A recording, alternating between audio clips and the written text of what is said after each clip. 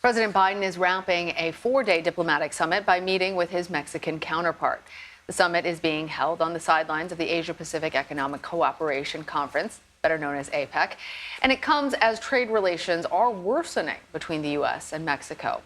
Let's go now to CBS News senior White House correspondent Weijia Jiang, who's traveling with the president in San Francisco. Hey there, Weijia.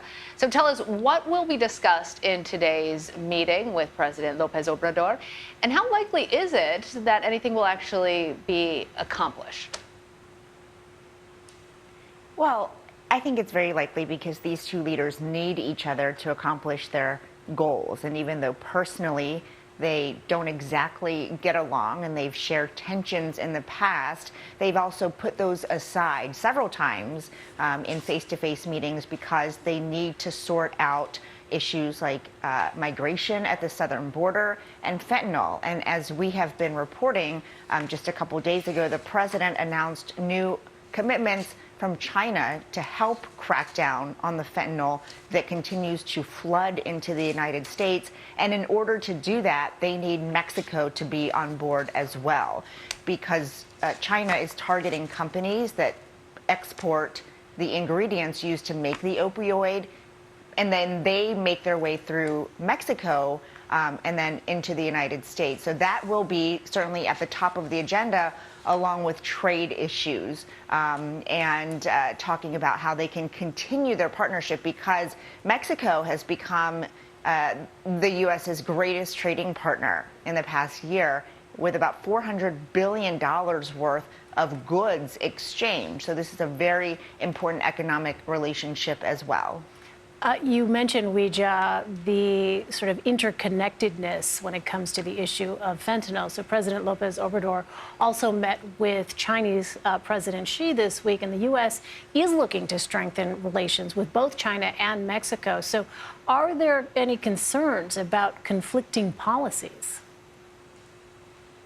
Well, I think, for Xi and López Obrador, they really just committed more to engaging more as countries into developing their relationship. And so there aren't exact policies yet that could be conflicting, but certainly here at APEC especially, it is essentially a huge competition, even though it's also a summit of leaders to work together. The fact is, especially for Xi, whose own economy is struggling, he is trying to send the message to leaders in the region and around the world that his economy is open for business. So when you're talking about money, of course, each country is going to try to negotiate and get the best deals with other nations that they can. So in terms of that, there is underlying competition. But, the U.S., Mexico, China, they all have various relationships with so many different countries. And so there's not, a concern when you look at the issues that, the U.S. and China, U.S. and Mexico have, that they will necessarily collide.